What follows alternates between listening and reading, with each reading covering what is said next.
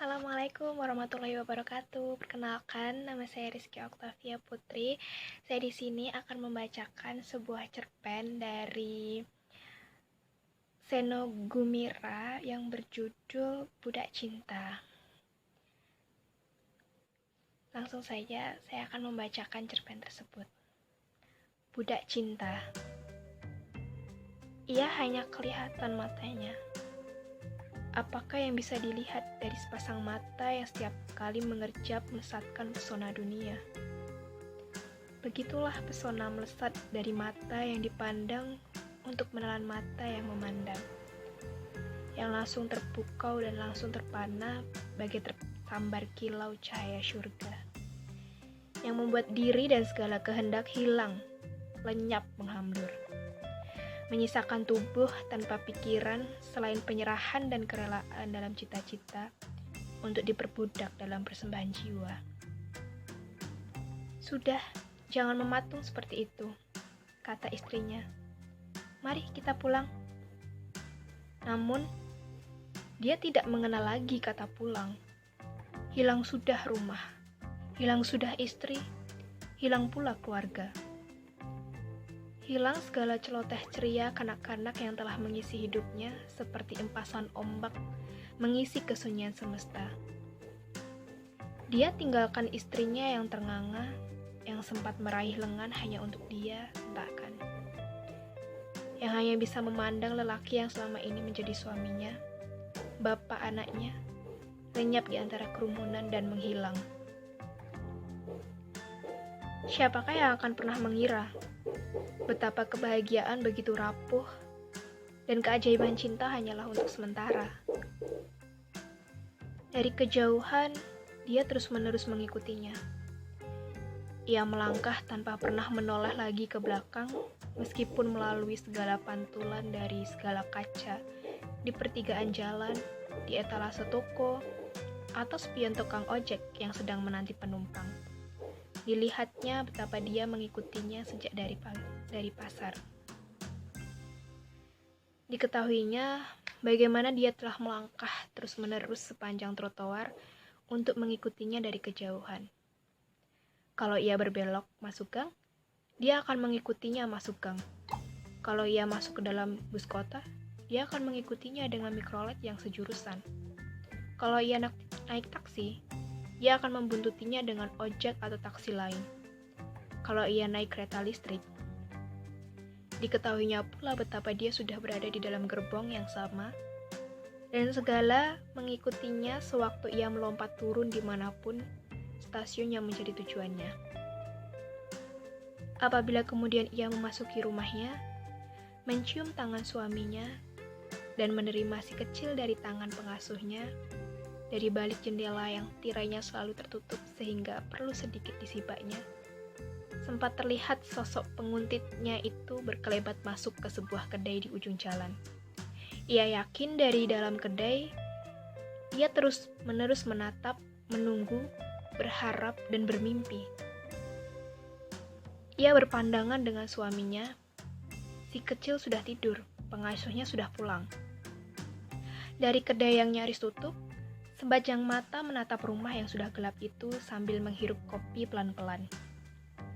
Dari hari ke hari, dia berada di sekitar kehidupan perempuan yang hanya terlihat matanya itu.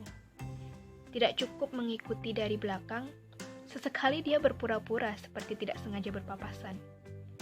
Ketika berpapasan itulah dia akan menatap matanya, dan apalagi selain mata yang dapat terlihat olehnya. Apabila mereka berpapasan itulah dadanya akan berdesir, hatinya hidup, dan sesuatu berdegup dengan kencang dari biasanya. Apakah yang bisa dikatakan oleh sepasang mata yang kilaunya mendebarkan, dengan tatapan yang menusuk, mencekam, dan menundukkan? Apakah yang bisa diungkapkan oleh sepasang mata? Tampaknya begitu banyak, tetapi bagaimana memastikannya? Dia berharap mata itu mengenalinya, dan apabila mengenalinya, memberi sedikit perhatian kepadanya, dan apabila mungkin bukan sekedar memberi perhatian, melainkan juga berharap sesuatu darinya. bahkan bukan sekadar mengharapkan, tetapi juga mendamba. Mungkinkah yang diharapkannya itu bisa terjadi dalam hubungan di antara mereka berdua yang tidak pernah ada? Namun, mata itu seperti mengatakan semuanya, seperti memberi perhatian, seperti mengharapkan sesuatu, dan tampaknya juga mendambakan dirinya. Dari hari ke hari dugaannya seperti terbentuk menjadi nyata. Pada suatu hari, ketika dia sedang membuntutinya, ia menoleh ke belakang dan menatap langsung ke matanya. "Al," pikirnya, "ia mencariku. Ia ingin tahu apakah aku hari ini masih mengikutinya. Ia menginginkan agar diriku mengikuti langkahnya." Dia pun mempercepat langkah, mendekat. Namun, ia tidak pernah menoleh lagi. Setelah beberapa lama hanya melangkah di belakangnya, dia memberanikan diri, mempercepat langkah dan berjalan di sampingnya. Mereka berjalan bersama, melawan arus manusia kota yang bergelombang menyapu jalanan. Siapakah kiranya di antara begitu banyak manusia di dunia ini akan mengira betapa telah berlangsung suatu peristiwa penuh makna di antara keduanya. Dengan segala perasaan berbunga di hatinya, dia tetap tidak berdaya mematikan apapun jua. Bagaimana caranya memastikan sesuatu hanya dari pandangan mata, meskipun memang terbukti bagaimana kilauan sepasang mata yang melesat itu telah menjerat dan mencerabutnya dari kehidupan yang lama, yang nyaman, tentram, dan tanpa masalah.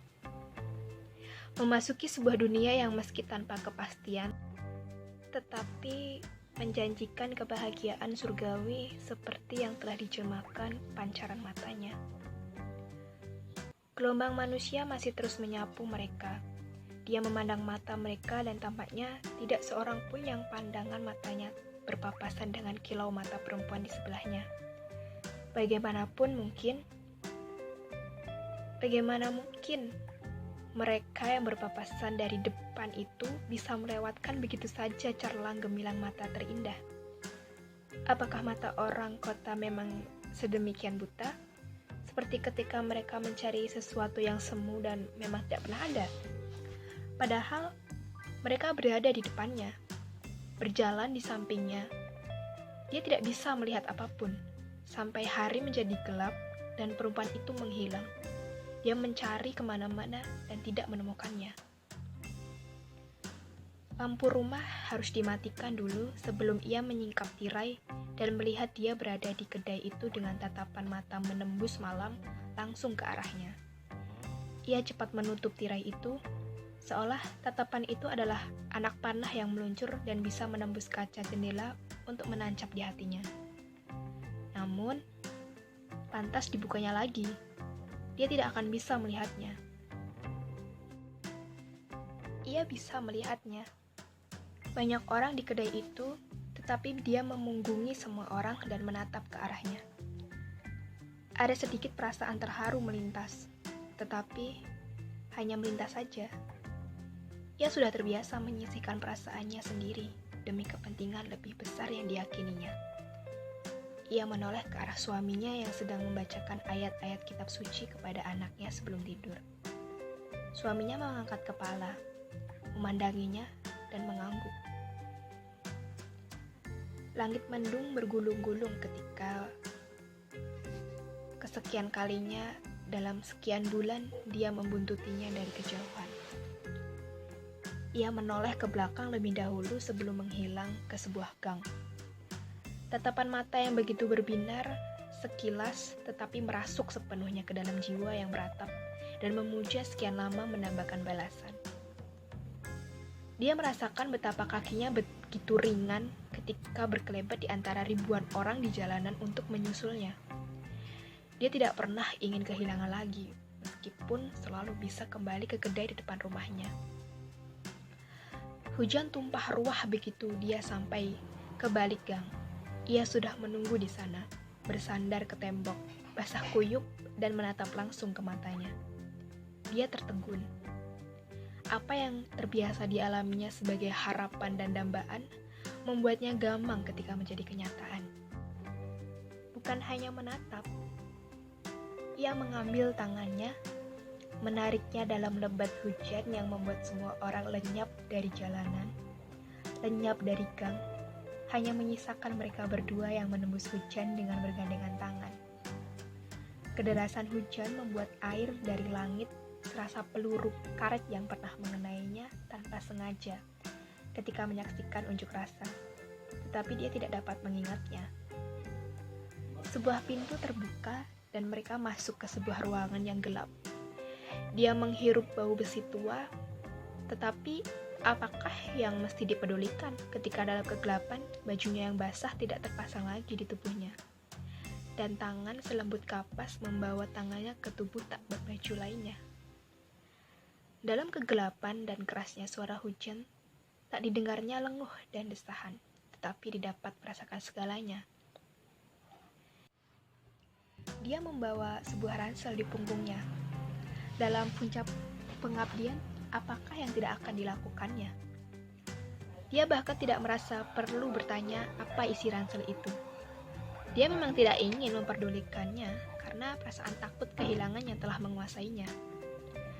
Perasaannya masih seperti itu sebelum dunia mendadak hilang dari kesadarannya ketika bom dalam ranselnya meledak dan menghancurkan semua.